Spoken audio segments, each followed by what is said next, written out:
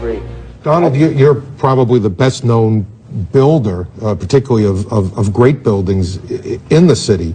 There's a great deal of question about whether or not the damage and the ultimate destruction of the buildings was caused by the airplanes, by architectural defect, or possibly by bombs or aftershocks. Do you have any thoughts on that? Well, it was an architectural defect. You know, the World Trade Center was always known as a very, very strong building. Don't forget, that took a big bomb in the basement. Now, the basement is the most vulnerable place because that's your foundation, and it withstood that. And I got to see that area about 3 or 4 days after it took place because one of my structural engineers actually took me for a tour because he did the building. And I said, I can't believe it. The building was standing solid, and half of the columns were blown out. I mean, so this was an unbelievably powerful building.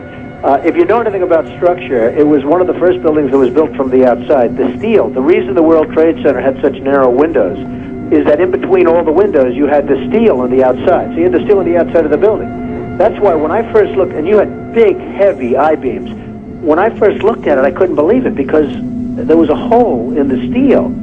And this is steel that was, you remember the width of the windows in the World Trade Center, folks. I think you know, if you were ever up there, they were quite narrow. And in between was this heavy steel. I said, how could a plane, even a 767 or 747 or whatever it might have been, how could it possibly go through the steel? I happen to think that they had not only a plane, but they had bombs that exploded almost simultaneously, because I just can't imagine anything being able to go through that wall. Most buildings are built with the steel is on the inside around the elevator shaft. This one was built from the outside, which is the strongest structure you can have, and it was almost just like a can of soup.